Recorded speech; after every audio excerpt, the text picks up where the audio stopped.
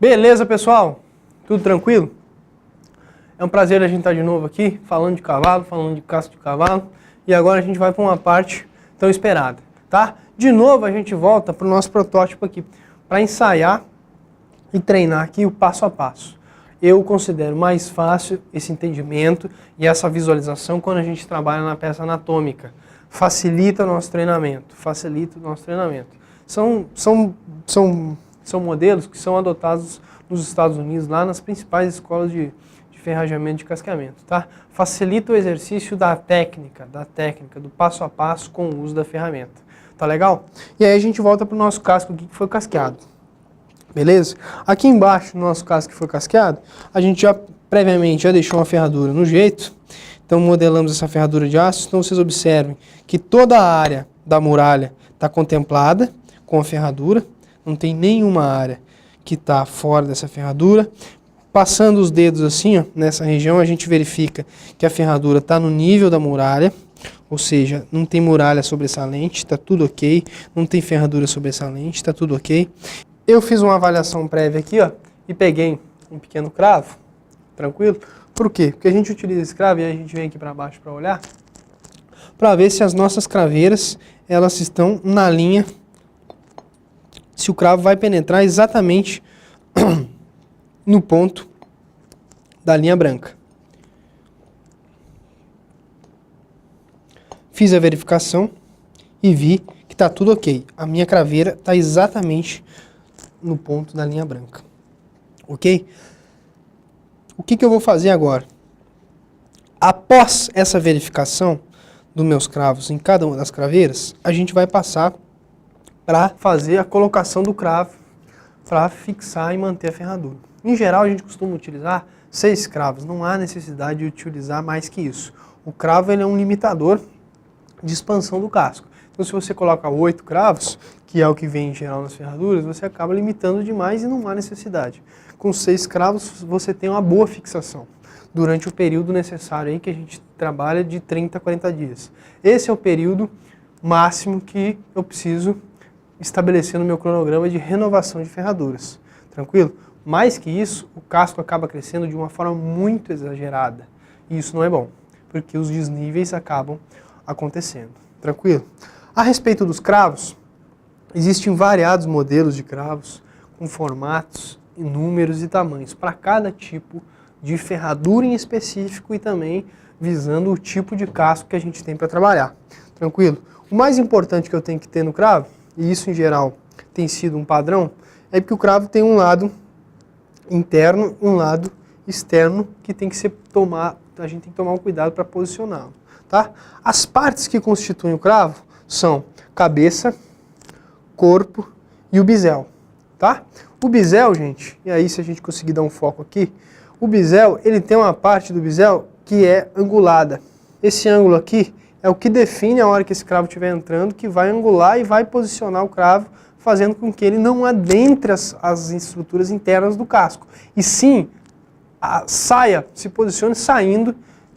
posicione em retirada na hora que ele adentrar dentro do casco. Perfeito? Essa é a nossa segurança. Entender qual o lado que tem essa angulação é importante para definir na hora de posicionar. Em geral, as marcas que fazem comerciais, que vendem os cravos, eles colocam o seu selo, a sua identificação em um dos lados. E em geral, na maioria, ou em praticamente todos os cravos, esse lado onde tem esse desenho é o lado que a gente posiciona para dentro da sola do cavalo, tá? Para não ter risco, para não correr risco. Então sempre quando a gente pega um cravo, a primeira coisa que a gente olha é o desenho dele, ou a marca registrada dele, para posicionar para dentro do casco e não para fora. Tranquilo? Então a gente vai para o casco agora aqui, para poder dar sequência no nosso trabalho. Posicionei a ferradura no casco, segurei o cravo com a ponta dos dedos, já estou com o martelo aqui na mão, posiciono a ferradura aqui, seguro o cravo com a outra mão, tranquilo? Segurei o cravo, posicionei na craveira, estou pronto nesse momento aqui para executar o processo de introdução do cravo no casco. O que eu tenho que tomar cuidado aqui, nesse momento? Em primeiro lugar, tomar cuidado com para entender se o lado angulado está posicionado corretamente. Conferi o desenho foi posicionado para dentro. Posicionei o cravo na craveira, já havia verificado previamente que eu estava na linha branca bem posicionado. Agora o que eu faço? Eu vou entender qual é a angulação da minha muralha de casco. Porque eu vou entrar com o meu cravo nessa mesma angulação aqui. Ok? Se esse ângulo está mais acentuado, o meu cravo adentra mais acentuado. Que é o que acontece com essas craveiras mais da frente aqui. As da pinça, onde essa região aqui tem um ângulo maior. Ok? Tem uma inclinação maior e um ângulo menor. Então, novamente, posicionei a minha ferradura, segurei meu cravo com a outra mão, conferi a angulação e vou fazendo o processo de ferrajamento. Introdução do cravo. Posicionei, venho segurar melhor a minha ferradura e vai terminando de tirar. Com esse martelo de ferrador, pela angulação que ele tem, você consegue puxar o cravo para cima, agarrar ele com a parte de trás e girá-la. Girar desse jeito e tirar a ponta do casco. Posicionei um cravo, você observa que a ferradura já está mais fixa. Então, nesse momento agora, a minha preocupação é em posicionar o cravo contra a lateral. Por quê? Porque aí essa ferradura vai ficar completamente estabilizada no meu casco. Perfeito?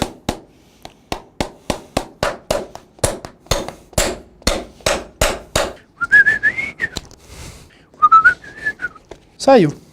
Ó, gente, posicionamos 2 cravos, peguei o próximo cravo, verifiquei o desenho, verifiquei o ângulo, posicionei. Eu já havia verificado a linha branca previamente. Posiciono. 2 primeiras batidas. Posso botar minha mão na ferradura aqui e termino de introduzir o cravo.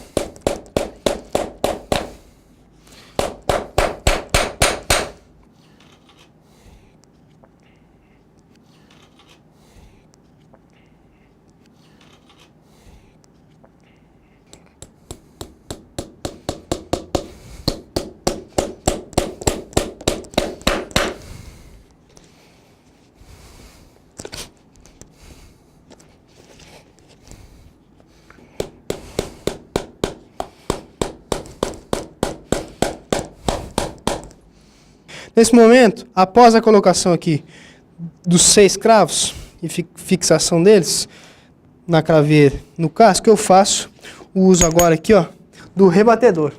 Vocês estão vendo que o rebatedor ele adequa muito bem no meu dedo aqui e aí eu consigo, ó, posicioná-lo na parte dorsal da muralha do casco e venho individualmente rebatendo cada um dos cravos. O mais de trás, o do meio, o da pinça agora,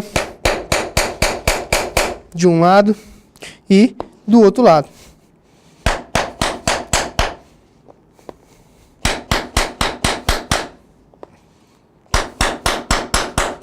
Então, gente, o que a gente fez aqui foi terminar de rebater e de ajustar a ferradura no casco do cavalo. Vocês estão vendo que ela está bem firme, está bem fixa.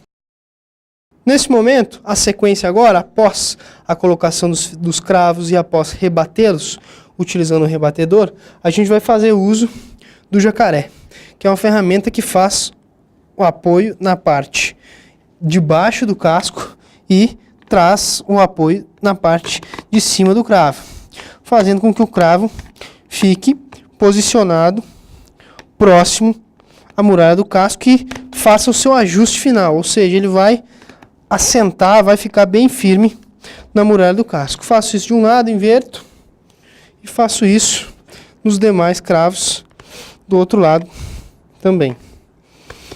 Encaixo todos, movimentando com o jacaré. Beleza? Então vocês observem que o jacaré trabalhou fazendo a dobradura da ponta do cravo aqui, que saiu, que ficou externalizado na superfície da muralha do casco. Esses cravos, eles estão ásperos aqui, ó. Estão vendo que eles estão muito rudes essa área. Então o que a gente pode fazer? Utilizando uma groselha como essa, a gente vem e dá um acabamento final sobre esses cravos, tirando alguma ponta que possa ocasionalmente machucar o cavalo, quando ele encostar um membro no outro, alguma coisa nesse sentido. Aqui eu preciso inverter o lado, inverti o lado, inverti a mão de trabalho e faço o mesmo grosamento.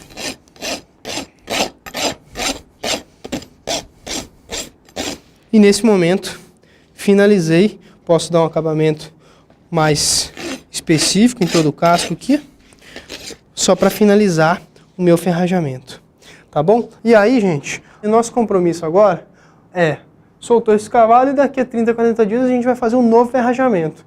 Então, para isso, a gente precisa aprender a retirar uma ferradura, que é o que a gente vai fazer na sequência, tranquilo? Tá? Existem várias técnicas, várias ferramentas. A mais simples que eu acho é utilizando uma grosa mais velha.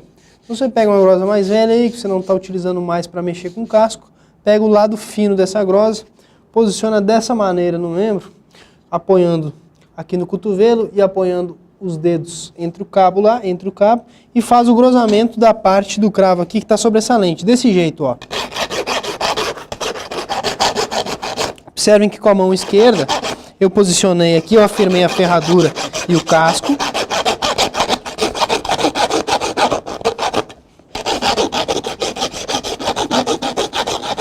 E vou grosando esse casco sobressalente, até que ele fique completamente fora da área externa da muralha do casco. Vou fazer a mesma coisa do outro lado, de que jeito?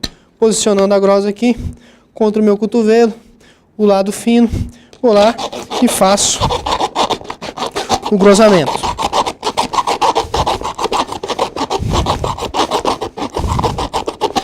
Da parte de cravo sobressalente. Após fazer o grosamento na superfície dorsal, eu posso fazer segurando a grosa desse jeito que a gente posicionou, tá ok? Dessa maneira. Ou posso fazer da seguinte maneira também, apoiando esse pé no tripé e fazendo por cima do casco, também fica mais fácil. Na sequência, para fazer a retirada dessa ferradura, a gente tem que utilizar a ferramenta específica, a torquês de sacar a ferradura. Tirar a ferradura, o segredo dela, desse processo, é fazer um bom grosamento, um bom retirado dessa parte externa dos cravos aqui. Por quê? Porque esses cravos que estão afirmando ali. Se a gente tracionar essa ferradura, puxar essa ferradura, sem fazer uma boa retirada dessa ponta excessiva na superfície dorsal, eu posso muitas vezes até quebrar ou rachar essa muralha do casco desse cavalo. Tranquilo? A forma de fazer a retirada da ferradura é muito simples, utilizando uma boa ferramenta de sacar ferradura. Você introduz a ferradura na região dos talões aqui, ou seja, na porção mais de trás da ferradura, perfeito? Posicionou e fazer essa movimentação aqui, ó, de cima para baixo, de cima para baixo, jamais para os lados. Quer ver? Posicionou no talão, na região dos talões dessa ferradura, tá? E tracionei para baixo. Fiz em um lado, agora eu faço no outro lado, da mesma forma. Posicionei, tracionei para baixo. Vocês observem que os cravos mais de trás já foram começando a se movimentar em saída da região da craveira. Então eu posso ir lá individualmente e tirar um cravo. Posso ir do outro lado agora e retirar o outro cravo. Posiciono novamente na parte mais de trás aqui da ferradura e faço a movimentação sempre nesse sentido, de cima para baixo, sempre nesse sentido. Em um lado e agora no outro lado. Dou uma batidinha, encaixo a ferradura e observem, vocês observem que os cravos estão expostos aqui para mim. Tiro um, tiro o outro, tiro o outro do outro lado. Sempre movimentação de cima para baixo, de cima para baixo. E acabo tirando por completo a minha ferradura. E aí, gente, vocês observem que a nossa ferradura foi retirada, eu posso fazer um novo casqueamento, um novo trabalho. Beleza? Após fazer o ferrajamento e a retirada da ferradura, né, eu quero convidar vocês a entender uma sequência do que ocorre como resultado final do nosso trabalho, ok? Então aí a gente pode vir aqui para esse quadro para entender isso melhor, tá? Quando a gente faz um casqueamento terapêutico, ou quando a gente apenas apara o cavalo pela primeira vez, quando ele está com o casco excessivamente grande, em alguma situação, a gente, sem muita pretensão, a gente acaba regulando o casco do cavalo para essa porcentagem aqui que vocês estão vendo, 50%. Quais parâmetros a gente utiliza para fazer essa delimitação?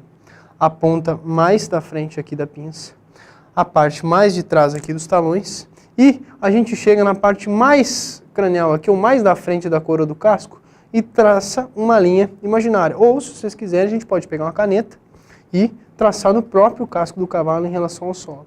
A gente delimita 3 pontos. Imagine vocês que se esse casco aqui ele fosse achinelado, ou tivesse aqui uma pinça mais comprida, que eu vou desenhar aqui, ó. Vocês imaginem que essa proporção ela ficaria muito desigual.